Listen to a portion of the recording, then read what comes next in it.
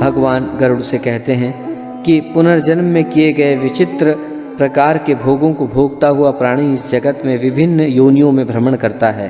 देव, असुर और यक्ष आदि योनियां प्राणियों के लिए सुख प्रदायिनी है।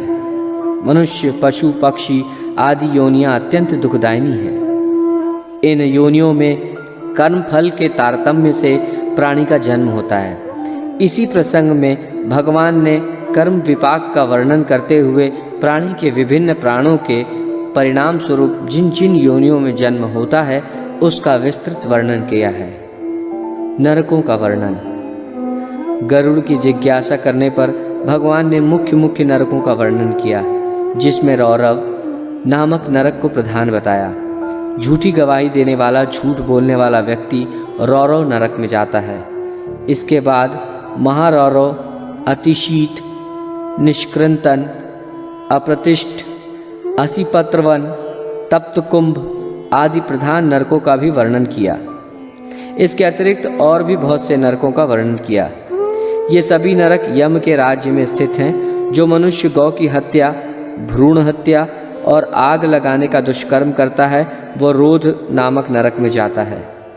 जो ब्रह्मघाती, मद पी तथा सोने की चोरी करने वाला है वो सूकर नाम के नरक में गिरता है।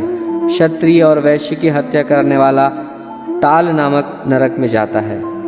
इन नरक के लोगों के अतिरिक्त भी सैकड़ों नरक हैं, जिनमें पहुंचकर पापी प्रतिदिन पकता है, जलता है, गलता है, विदीर्ण होता है, चूर्ण किया जाता है, गीला होता है, क्वाथ बनाया जाता है, जलाया जाता है और कहीं वायु से प्रताड़ित किया जाता है। ऐसे नरकों में एक दिन 100 वर्ष के समान होता है। इन सभी नरकों में भोग भोगने के बाद पापी त्रियक योनि में जाता है। तत्पश्चात उसे कृमि, कीट, पतंग, स्थावर तथा एक खुर वाले गधे की योनि प्राप्त होती है। तदनंतर मनुष्य जंगली हाथी आदि की योनियों में जाकर गौ की योनि में पहुंचता है। गधा, घोड़ा, खच्चर, गौर, मृग, शरभ और चमरी ये 6 योनियां एक खुर वाली होती हैं। इनके अतिरिक्त बहुत सी पापचार योनियां भी हैं जिनमें जीवात्मा को कष्ट भोगना पड़ता है। उन सभी योनियों को पार कर प्राणी मनुष्य योनि में आता है और कुबड़ा, कुत्सित, वामन, चांडाल तथा पुलकस आदि नर योनियों में जाता है। अवशिष्ट पाप पुण्य से समन्वित होकर जीव बार बार गर्भ में जाते हैं और मृत्यु को प्राप्त करते हैं। उन सभी पापों के समाप्त हो जाने के बाद प्राणी को शूद्र, वैश्य तथा क्षत्रिय आदि की आरोहिणी योनि प्राप्त होती है। कभी कभी ये सत्कर्म से ब्राह्मण, देव और इंद्रत्व के पद पर भी पहुंच जाता है। हे गरुड़, यम द्वारा निर्दिष्ट योनि में पुण्य गति प्राप्त करने में जो प्राणी सफल हो जाते हैं वे दिव्य देह धारण करके विमान में आरोहण कर स्वर्ग लोक को जाते हैं। पुण्य की समाप्ति के पश्चात जब वे वहां से पुनः पृथ्वी पर आते हैं तो वे राजा अथवा महात्माओं के घर में जन्म लेकर सदाचार का पालन करते हैं तथा समस्त भोगों को प्राप्त करके पुनः स्वर्ग को प्राप्त करते हैं। अन्यथा पहले के समान आरोहिणी योनि में जन्म लेकर दुख भोगते हैं। 84 लाख योनियां हैं।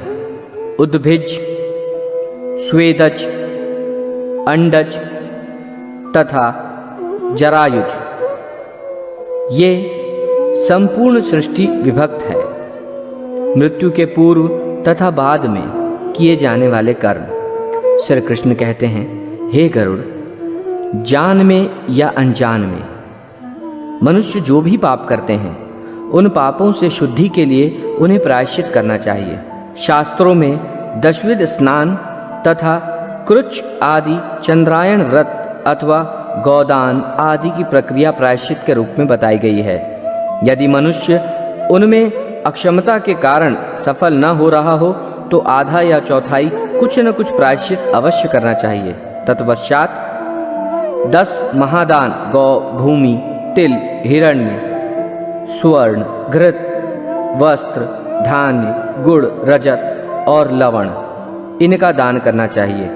यम द्वार पर पहुंचने के लिए जो मार्ग बताए गए हैं वे अत्यंत दुर्गंध युक्त मवाद आदि और रक्त आदि से परिव्याप्त हैं। अतः उस मार्ग में स्थित वैतरणी नदी को पार करने के लिए वैतरणी गौ का दान करना चाहिए। जो गौ सर्वांग में काली हो, जिसके स्तन भी काले हों, उसे वैतरणी गौ माना गया है।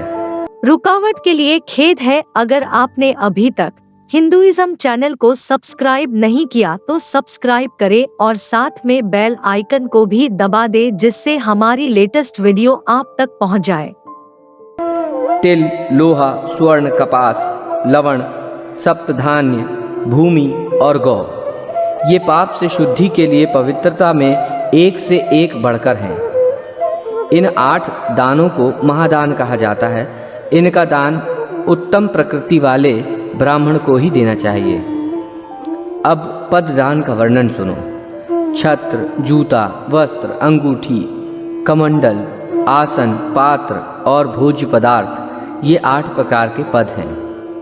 तिलपात्र, घृतपात्र, शय्या, उपस्कर तथा और जो कुछ अपने को इष्ट हो वो सब देना चाहिए।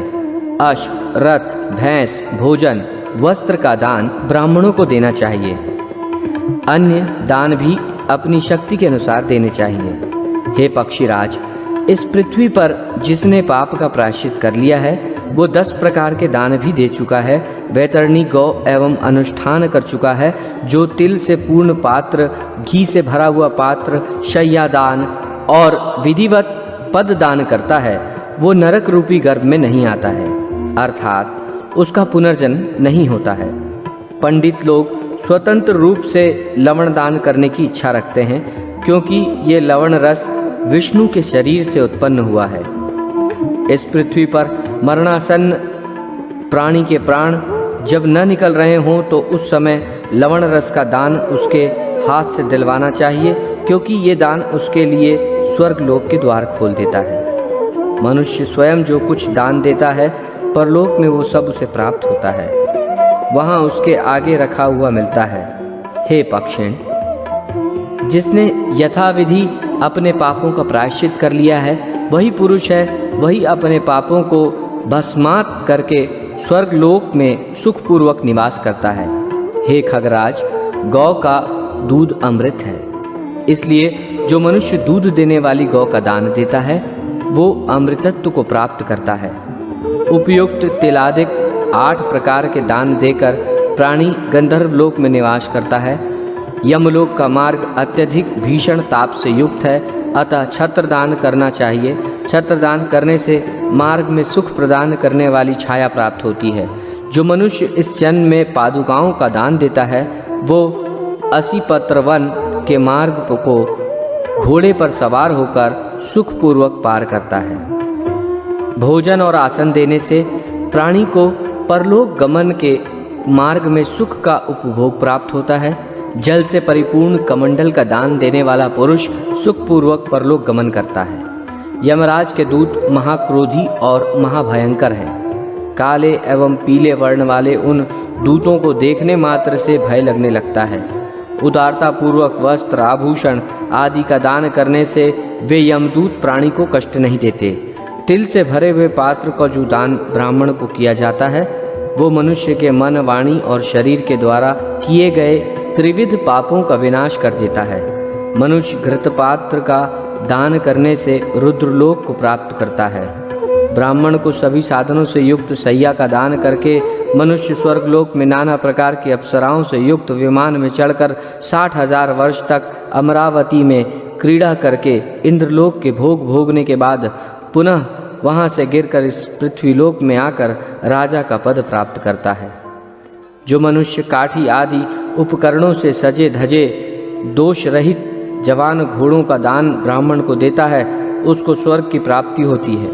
हे खगेश, दान में दिए गए इस घोड़े के शरीर में जितने रोए होते हैं उतने वर्ष स्वर्ण के लोकों का भोग दानदाता को प्राप्त होता है। प्राणी ब्राह्मण को सभी उपकरणों से युक्त 4 घोड़ों वाले रथ का दान करके राजसूय यज्ञ का फल प्राप्त करता है। यदि कोई व्यक्ति सुपात्र ब्राह्मण को दुग्धवधी नवीन मेघ के समान वर्ण वाली सुंदर जघन प्रदेश से युक्त और मनमोहक तिलक से समन्वित भैंस का दान देता है तो वो परलोक में जाकर अभ्युदय को प्राप्त करता है। इसमें कोई संदेह नहीं है। तालपत्र से बने हुए पंखे का दान करने से मनुष्य को परलोक गमन के मार्ग में वायु का सुख प्राप्त होता है। वस्त्र दान करने से व्यक्ति परलोक में शोभा संपन्न शरीर और उस लोक के वैभव से संपन्न हो जाता है जो प्राणी ब्राह्मण को रस, अन्न तथा अन्य सामग्रियों से युक्त घर का दान देता है, उसके वंश का कभी विनाश नहीं होता, वो स्वयं स्वर्ग का सुख प्राप्त करता है।